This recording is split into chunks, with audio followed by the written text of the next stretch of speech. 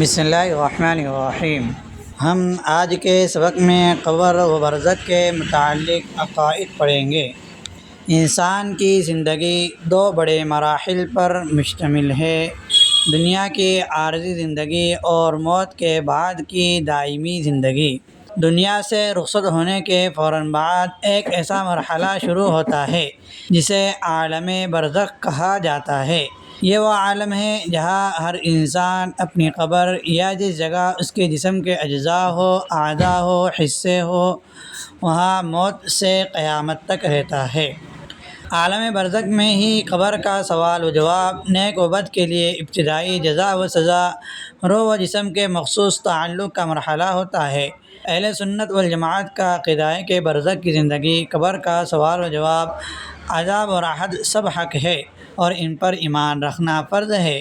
یہ سب ایمان و آخرت کی تیاری، تقوی اور نیکی کی ترغیب کا بنیادی ذریعہ ہے۔ اب برزخ کسے کہتے ہیں؟ تو لفظ برزخ کے لغوی معنی ہے پردہ یا حائل چیز۔ عالم برزخ سے مراد وہ مرحلہ ہے جو موت کے بعد شروع ہوتا ہے اور قیامت کے دن اٹھائے جانے تک جاری رہتا ہے۔ چونکہ یہ جہاں ہماری نگاہ سے پوشیدہ ہے، اس لیے اسے عالم برزخ کہا جاتا ہے۔ برزخ کسی خاص جگہ کا نام نہیں، بلکہ موت کے بعد جس مقام پر بھی انسان کا جسم یا اس کے اجزاء موجود ہو، وہی اس کا برزخ ہے۔ خواہ وہ قبر ہو، سمندر کی تہ، جانور کا پیٹ ہو یا ہوا میں بکھرے ہوئے ذرات۔ قرآن کریم میں ہے وَمِن وَرَائِهِم بَرْزَخٌ إِلَىٰ يَوْمِ يُبْعَثُونَ، ان کے پیچھے یعنی موت کے بعد ایک برزخ ہے اس دن تک جب وہ اٹھائے جائیں گے۔ اور قبر کے اصلی معنی گڑھا ہے، یعنی وہ گڑھا جس میں انسان کو دفن کیا جاتا ہے، مگر شرعی اعتبار سے وہ ہر جگہ قبر ہے جہاں میت یا اس کے اجزاء ہو، چاہے وہ زمین ہو، پانی ہو یا جانور کا پیٹ ہو۔ اہل سنت والجماعت کے نزدیک منکر نکیر کا سوال جواب ہر میت سے ہوتا ہے، وہ قبر میں دفن ہو یا کسی اور حالت میں ہو۔ جب انسان پر موت آتی ہے تو اس کی روح نکل جاتی ہے۔ حدیث مبارکہ میں برہ بن عازب رضی اللہ عنہ فرماتے ہیں کہ آپ صلی اللہ علیہ وسلم ایک انصاری صحابی کے جنازے میں تشریف لے گئے۔ جب قبرستان پہنچے تو قبر کی تیاری میں کچھ تاخیر تھی۔ آپ صلی اللہ علیہ وسلم نے وہاں میت کے احوال بیان فرماتے ہوئے ارشاد فرمایا، مسلمان کی وفات کے وقت ملک الموت علیہ السلام اس کے سرہانے آ کر بیٹھ جاتا ہے اور کہتا ہے، اے پاکیزہ روح، اللہ کی مغفرت اور اس کی رضامندی کی طرف چلو۔ وہ روح اتنی آسانی سے نکل آتی ہے جیسے کسی مشک سے پانی کا قطرہ ٹپک آیا ہو۔ اور کافر کی موت کے وقت ملک الموت اس کے سرہانے آ کر بیٹھ جاتا ہے اور کہتا ہے، اے خبیث روح، اللہ کے غضب و قہر کی طرف چلو۔ اس کی روح جسم میں پھیل جاتی ہے، یعنی عذاب الہی دیکھ کر پورے بدن میں چبھتی پھرتی ہے اور نکلنے سے ڈرتی ہے۔ تو ملک الموت اسے اس طرح کھینچ کر نکالتا ہے جس طرح لوہے کا کاشتہ سوپ میں ڈال کر کھینچا جاتا ہے، یعنی ترسوب سے لوہے کا کانٹا بڑی مشکل سے کھینچا جاتا ہے، اور اس عمل کے دوران سوپ کے کچھ اجزاء، کچھ حصے، کچھ ریزے اس لوہے کے کانٹے کے ساتھ لگ کر باہر آ جاتے ہیں۔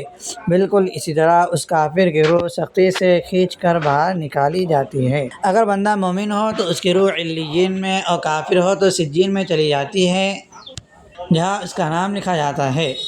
علیین آسمانوں کے اوپر کی جگہ اور سجین زمین کے نیچے کی جگہ۔ عالم برزخ میں روح کا جسم سے تعلق ہو جاتا ہے، یعنی قبر میں زندہ افراد چار قسم کے ہیں: ایک کفار، نمبر دو عامۃ المؤمنین، نمبر تین شہداء، نمبر چار انبیاء۔ جب انسان کو قبر میں دفن کر دیا جاتا ہے تو روح قبر کی طرف لوٹ آتی ہے، پھر سوال و جواب کے بعد میں روح واپس چلی جاتی ہے۔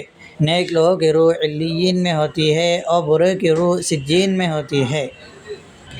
اور قبر میں جو جسم ہوتا ہے، چاہے وہ قبر گڑھے کے اندر ہو یا کسی جانور کے پیٹ میں ہو یا ہوا میں بکھرے ہوئے ذرات ہو، وہ جسم سے روح کا تعلق ہوتا ہے۔ روح کے تعلق ہونے کی چار صورتیں ہیں: نمبر 1، کفار کے جن کے روح کا تعلق نہایت ہی کمزور ہوتا ہے، انہیں درد و تکلیف تو ہوتا ہے لیکن وہ دنیا کی ظاہر کی چیزیں نہیں دیکھ سکتے، نہیں محسوس کر سکتے۔ دوسرے، عامۃ المؤمنین کے جن کی حیات کمزور تو ہوتی ہے لیکن کافروں کے مقابلے میں ان کی زندگی تھوڑی زیادہ ہوتی ہے، روح کا تعلق زیادہ ہوتا ہے۔ اور نمبر 3 پر ہے شہداء، ان کی حیات اور جن کا جو تعلق ہوتا ہے یہ زیادہ قوی اور طاقتور ہوتا ہے، عام لوگوں کے مقابلے میں روح کا تعلق زیادہ ہوتا ہے۔ اور انبیاء علیہ الصلوۃ والسلام کی زندگی جو قبر کی زندگی ہوتی ہے وہ بالکل دنیاوی زندگی کی طرح ہوتی ہے، یعنی ان کی حیات ایک دم قوی ہوتی ہے۔ انبیاء علیہ الصلوۃ والسلام سے کم حیات، کم تعلق شہداء کا، شہداء سے کم تعلق عام مومنین کا، اور عام مومنین سے کم تعلق، نہایت ہی کمزور تعلق یہ کفار کا ہوتا ہے۔ یہ ہم نے عالم برزخ میں روح اور جسم کے تعلق کے متعلق پڑھا۔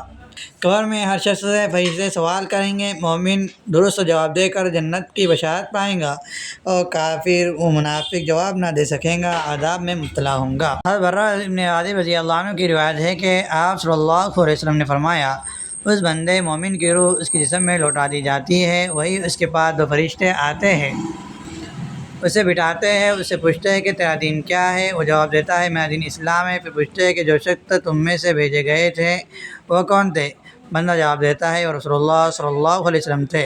یہاں ترجمے میں غلطی ہوئی ہے، اصل یہ ہے کہ اس سے پوچھتے ہیں من ربک، تیرا رب کون ہے؟ وہ کہتا ہے میرا رب اللہ ہے۔ فرشتے اسے بٹھاتے ہیں، پوچھتے ہیں تیرا دین کیا ہے؟ وہ کہتا ہے دینی الاسلام، میرا دین اسلام ہے۔ پھر پوچھتے ہیں کہ جو شخص تمہیں بھیجے گئے تھے وہ کون تھے؟ بندہ کہتا ہے وہ رسول اللہ صلی اللہ علیہ وسلم ہے۔ اسی طرح کافر کی روح اس کے جسم میں لوٹا دی جاتی ہے، پھر اس کے پاس 2 فرشتے آتے ہیں، اسے بٹھاتے ہیں، اسے پوچھتے ہیں تیرا رب کون ہے؟ وہ جواب دیتا ہے ہائے ہائے مجھے معلوم نہیں۔ سوال جواب کے بعد مومن کی روح علیین میں اور کافر کی روح سجین میں پہنچا دی جاتی ہے۔ اس وقت کی حالت وہ خواب اور نیند سے تعبیر کیا ہے۔ قالوا یا ویلنا من بعثنا من مرقدنا، وہ کہیں گے کہ ہماری خوابگاہ سے کس نے بیدار کیا۔ اور حضرت ابو ہریرہ رضی اللہ عنہ کی روایت ہے کہ رسول اللہ صلی اللہ علیہ وسلم نے فرمایا کہ فرشتے سوال جواب کرنے کے بعد مومن سے کہتے ہیں کہ فیقولان نم کما نومۃ العروس الذی لا یوقظ الا احبہ اہلہ الیہ، کہ سو جا جیسے پہلی رات کی دلہن سوتی ہے، جسے گھر والوں میں سے اس کا محبوب یعنی خاوند ہی بیدار کرتا ہے۔ مومن کو روح علیین میں، کافر کو روح سجین میں پہنچانے کے بعد ان کا تعلق جسم کے ساتھ قائم کر دیا جاتا ہے، جس سے میت کو جو راحت یا تکلیف محسوس ہوتی ہے۔ جو راحت اور تعلق کے متعلق ہم نے پیچھے پڑھے ہیں کہ تعلق کے اعتبار سے 4 قسم کی زندگی ہوتی ہے۔ قیامت کے دن روح کو جسم کے اندر لوٹایا جائے گا اور روح مع الجسد یعنی روح اور جسم کو میدان میں کھڑا کر دیا جائے گا۔ وَأَنَّ اللَّهَ يَبْعَثُ مَن فِي الْقُبُورِ، بے شک اللہ تعالیٰ ان سب لوگوں کو قیامت کے دن اٹھا کر کھڑا کرے گا جو قبروں میں ہے۔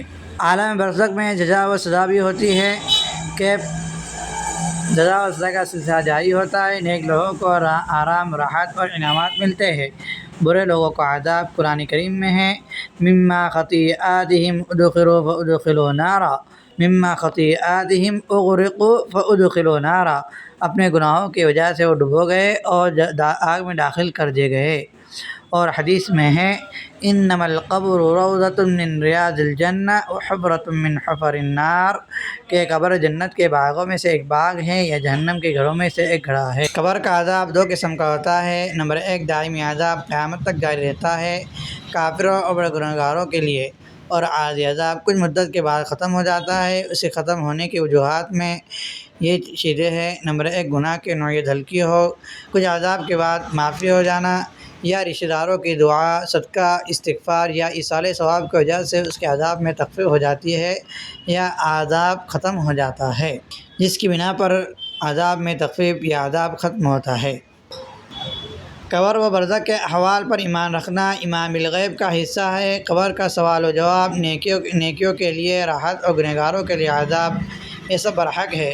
جو شخص اس مرحلے کی حقیقت کو سمجھ کر زندگی گزارے گا وہ دنیا میں بھی محتاط رہے گا اور آخرت میں کامیاب ہوں گا۔ ہمیں چاہیے کہ نیک اعمال کرے، گناہوں سے بچے اور اپنے لیے اور گزر جانے والوں کے لیے دعا، صدقہ، اظہار ثواب کا اہتمام کرے، تاکہ برزخ کا یہ مرحلہ ہمارے لیے، ہمارے مرحوم کے لیے جنت کا باغ بن جائے۔